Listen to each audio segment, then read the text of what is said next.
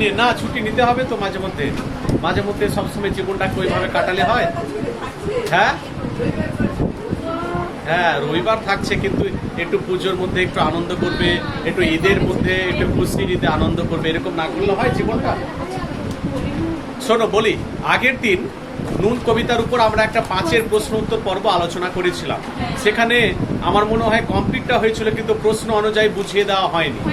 আমি 2-4 মিনিট মাত্র বুঝিয়ে দিয়ে নতুন আর একটি কবিতা শুরু করব। হ্যাঁ, তারপরে আমি একটা গল্প শুরু করবো, একটা কবিতা আর করব, তারপরে গল্প শুরু করব। কোনটা? গানটা শুনিয়েছিলাম না একদিন? আচ্ছা, শুনিয়ে দেবো একদিন। আচ্ছা, সবগুলো প্রশ্ন আছে এখানে লেখা আছে? দেখি একটু এ করে সাজিয়ে লেখা কার আছে, একটু বের করো না, প্রশ্ন অনুযায়ী একটু বুঝিয়ে দিই। 5-এর উত্তর যে তোমরা লিখেছিলে সেটা একটু প্রশ্ন অনুযায়ী বুঝিয়ে দিই কিভাবে লিখবে। হ্যাঁ, বের করেছে সবাই? নুন কবিতাটির নাম নুন কতদূর সার্থক হয়েছে তা লেখো।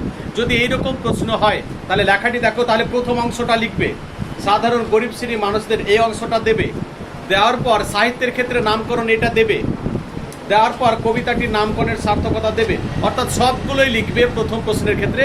আর শেষে লিখবে যে তাই সবশেষে বলা যায় যে কবিতাটির নাম নুন অত্যন্ত সার্থক হয়েছে, আর কিছু লিখবে না। বুঝতে পেরেছো? প্রথম প্রশ্নের উত্তরটা হলে পারে পুরোটাই লিখবে, লেখার পর শেষে লিখবে তাই কবিতাটির নাম নুন সার্থক হয়েছে। আর একটা কথা বলে রাখি, এই সাহিত্যের ক্ষেত্রে নামকরণ এটা আমি আর লেখাবো না। গল্পের ক্ষেত্রে একই, প্রবন্ধের ক্ষেত্রে একই, এই অংশটা সব জায়গায় কপি করবে, ঠিক আছে?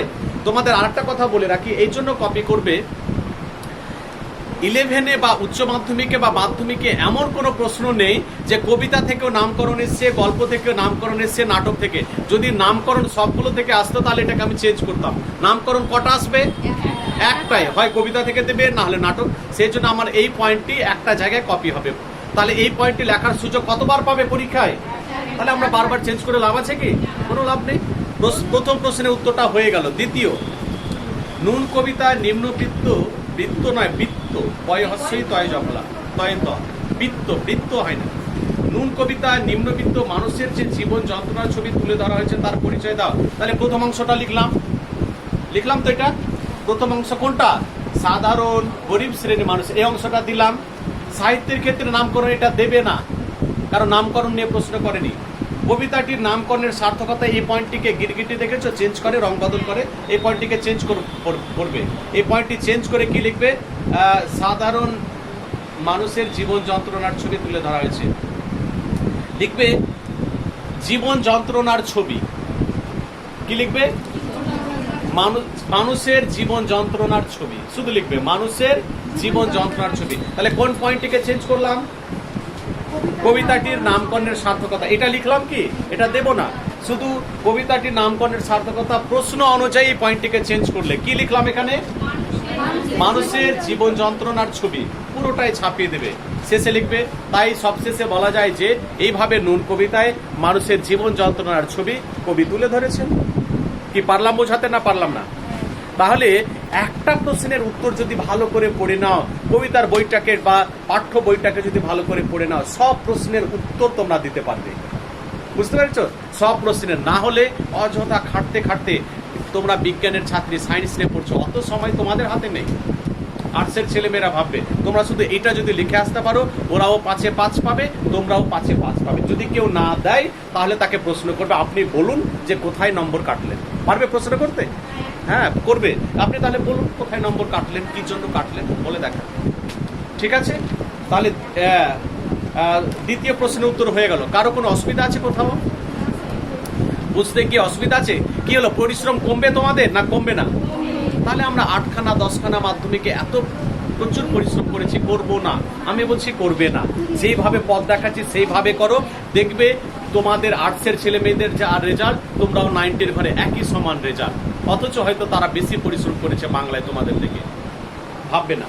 পরে 3 নম্বর প্রশ্ন, সবাই তাকাও। আমাদের শুকনো ভাতে লবণের ব্যবস্থা হোক। হয়েছে না প্রশ্ন? আমাদের শুকনো ভাতে লবণের ব্যবস্থা হোক। বক্তাকে, তাহলে এই প্রশ্নের উত্তরটা কিভাবে লিখবো? এই প্রশ্নের উত্তরটা কিভাবে লিখবো দেখো লিখছি। তাহলে কি এই অংশটা লিখে দেবো আবার সাধারণ? কেন লিখবো? কোনো লাভ নেই, লিখে কোনো লাভ নেই। সেই জন্য আমরা ধরো দাগ নম্বর দিলাম 3। আমি এই প্রশ্নের উত্তরটা লিখছি কিভাবে দেখো, যেইভাবে প্রশ্ন করবে সেইভাবে উত্তর লেখার ধরন হবে। চেয়েছে বক্তাকে, কত নম্বর দিয়েছে? 1। তাহলে আমি কি এই অংশটা দেবো না, শুধু পয়েন্ট করব বক্তা। পয়েন্ট কি করলাম? পয়েন্ট করার পর আমি বলেছি পয়েন্টটিকে বক্স করার ঘিরে দেবে বক্তা। আচ্ছা তোমরা বলবে স্যার পয়েন্ট কেন করবো? প্রশ্ন হতে পারে না? পয়েন্ট করলাম না, এমনি লিখলাম, কিছুই করলাম না, এমনি লিখে দিলাম। পয়েন্ট করবে এই জন্য পরীক্ষক যখন খাতা দেখবে তখন প্রশ্নটাকে সামনে রাখে। সে যদি আইপিএল খেলা দেখে বা কোনো ছেলে মেয়ের সঙ্গে একটু ঝগড়াও করে বা তার স্ত্রীর সঙ্গে ঝগড়াও করে, তবুও ওর বুঝতে অসুবিধা হবে না কি প্রশ্ন করেছে বক্তাকে। লাইনটা তোমাদের খাতায় দেখাবে বক্তা, ঠিক আছে? বুঝতে পেরেছে? এই জন্য পয়েন্ট ভিত্তিক লেখার চেষ্টা করবে। তাহলে বক্তাকে কিভাবে লিখবো কে বলতে পারবে? পারবে বলতে? বক্তাকে কত নম্বর দিয়েছে বলো? 1 নম্বর কিভাবে নেব? হ্যাঁ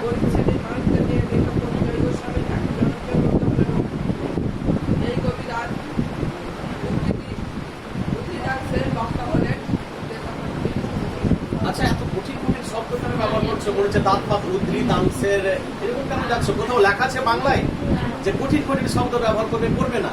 সহজ ভাবে বলে দিই, আলোচ্য অংশটি সব জায়গায় লিখবে এইভাবে। আমরা শুরুটা দেখবে পরীক্ষাতে বসে থাকে, শুরু করতে জানি না। প্রদত্ত অংশটি প্রশ্নধৃত, মনে দাঁতটা ভেঙে হাতে চলে আসে।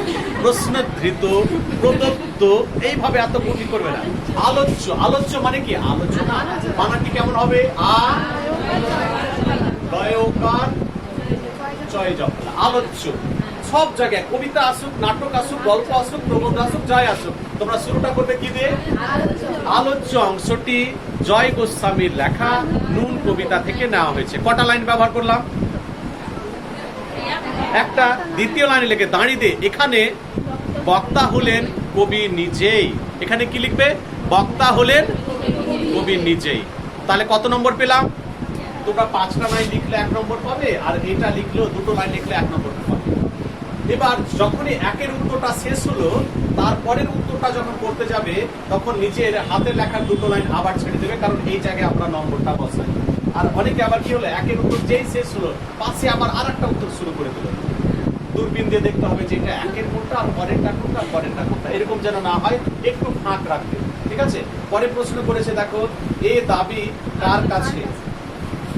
এ দাবি কার কাছে? আচ্ছা পরে যদি দেখো এটা কি পয়েন্ট হবে? পয়েন্ট করা যাবে? এই দাবি কার কাছে? যদি কোনো জায়গায় পয়েন্ট না হয় তখন একটা বক্স করে নেবে এরকম করে, আমরা বুঝে নেব যে এই পার্টের উত্তর আলাদা, এই পার্টের উত্তর আলাদা। পয়েন্ট হলে পয়েন্ট অবশ্যই করবে, যেখানে পয়েন্ট হবে না, হতে পারে 2-1টা জায়গায় পয়েন্ট হবে না, তবে 90% জায়গায় পয়েন্ট হবে, 10% জায়গায় পয়েন্ট হবে না। জোর করে পয়েন্ট বানাতেও যাবে না, কারণ খারাপ লাগবে দেখতে। প্রশ্ন করছে এ দাবি কার কাছে? তাহলে কি লিখবো? কবি গরিব শ্রেণীর মানুষদের প্রতিনিধি হয়ে সমাজের সকল শ্রেণীর মানুষের কাছে এই দাবিটি রেখেছেন। কত পেলাম? হ্যাঁ। আর বাইরে একটা লাইন লিখতে যাবে না। তোমরা ভাবে আর একটু লিখে দিই, বাইরে এসে বলবে আমি না 3টে, আমি এত বড় বড় করে লিখেছি, আমাকে 1 দিতেই হবে। 1 দেবে, কিন্তু বাকিতে সময় পাবে না বাকি। তাহলে এইভাবে 2টো লাইন লেখার পর আবার তুমি 1 দিলে। তাহলে উত্তরটা কিভাবে লিখলাম দেখো, উল্টো পাল্টা উত্তর লিখবে না। চাইলো 1, এটা লিখে দিলাম, চাইলো 1, নাম কোনো লিখে দিলাম, দেখতে ভালো লাগবে, দরকার নেই এগুলো। তাহলে বক্তাকে, তাহলে কি লিখবো এখানে? আলোচ্য অংশটি জয় গোস্বামীর লেখা নুন কবিতা থেকে নেওয়া হয়েছে। এখানে বক্তা হলেন কবি নিজেই। 1 নম্বর পেয়ে গেলাম। আর কিচ্ছু লিখবে না, বারবার বলছি কিছু লিখবে না, না হলে শেষে তোমাদের প্রশ্ন ছেড়ে আসতেই হবে, সময় পাবে। পরে দ্বিতীয় প্রশ্নের, কারণ 1টা 2টো নয়, 10খানা প্রশ্নের উত্তর দিতে হবে। লিখিত পরীক্ষায় 5-এর উত্তর কতটা লিখতে হবে? 10খানা। সময় লাগবে, অত সহজ নয়।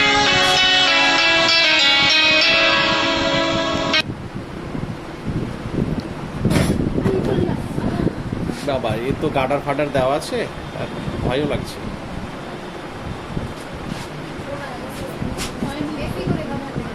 হ্যাঁ, আর দ্বিতীয় উত্তরটা এ দাবি কার কাছে? কবি গরিব শ্রেণীর মানুষদের প্রতিনিধি হয়ে সমাজের সকল শ্রেণীর মানুষের কাছে বা সর্বস্তরের মানুষের কাছে এই দাবিটি রেখেছে। কত পেলাম? তাহলে 2 নম্বর পেয়ে গেলাম। 3 বলছে পরে এ দাবি কেন, এ দাবির কেন যদি প্রশ্ন করে তাহলে করবে এ দাবির কারণ। পয়েন্ট করলাম কি এ দাবির কারণ। এবার এই দাবির কারণে তোমরা লিখবে কবিতার নামকরণের সার্থকতা আছে না, এই পয়েন্টটিকে আবার চেঞ্জ করে দাও। এখানে কি লিখলাম, এ দাবির কারণ। বুঝতে পেরেছো? এই দাবির কারণে তোমরা লিখবে সাধারণ ভাত কাপড়, আমরা লিখলে পয়েন্ট। সাধারণ ভাত কাপড় কত নম্বর আছে? 3 আছে, 3, সেজন্য পুরোটা লিখবে না। তারপরে লিখলে দিন চলে যায়, রাত চলে যায়, শেষ লাইনটা। তাহলে 4টে পয়েন্ট তোমরা দিলে হয়ে যাবে।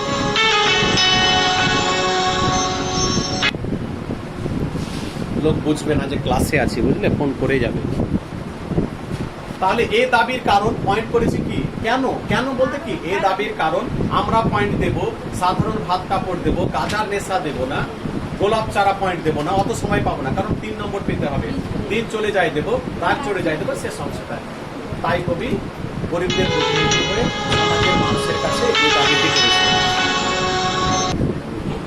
করে যাবে, করে যাবে, হ্যাঁ, অত প্রয়োজন দরকার নেই।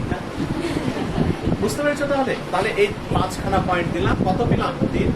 তাহলে কমপ্লিট হলো। এবার বলো তোমরা বুঝতে পেরেছো প্রশ্ন অনুযায়ী?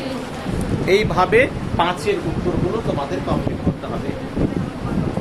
আজকে আর একটি কবিতা নিচ্ছি, কবিতাটির নাম বের করো সবাই, বাড়ির কাছে আরসিনগর। আবার কবিতাটি নিয়ে একটা বিখ্যাত গান আছে, শুনিয়ে যাবো শেষে। বের করো সবাই, বাড়ির কাছে আরসিনগর।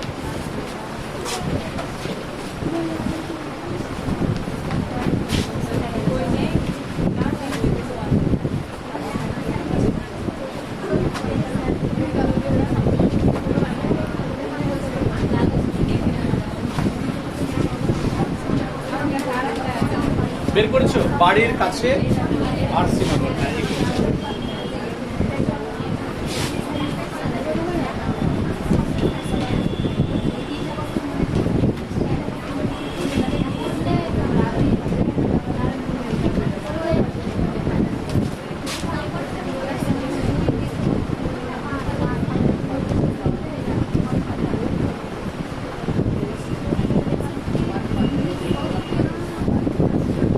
তোমাদের বলে রাখি, খুব মনোযোগ দিয়ে শোনো।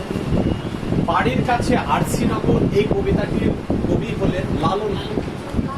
এই কবিতাটি পুরো বাউল যে গান, সে বাউলদের জীবনটাকে নিয়ে লেখা।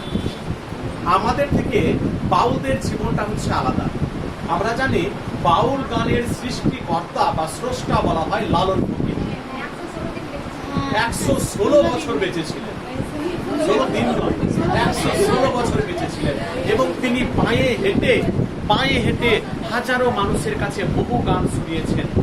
এবং বাউল কারা, তোমাদের মনে প্রশ্ন হতে পারে। এই কবিতাকে আলোচনা করার আগে আমি 2-4টি কথা তোমাদের সামনে তুলে ধরেছি। বাউল কারা?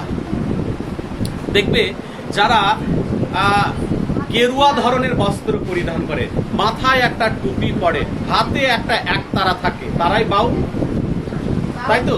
তারাই তো বাউল। এবার বাউল কারা?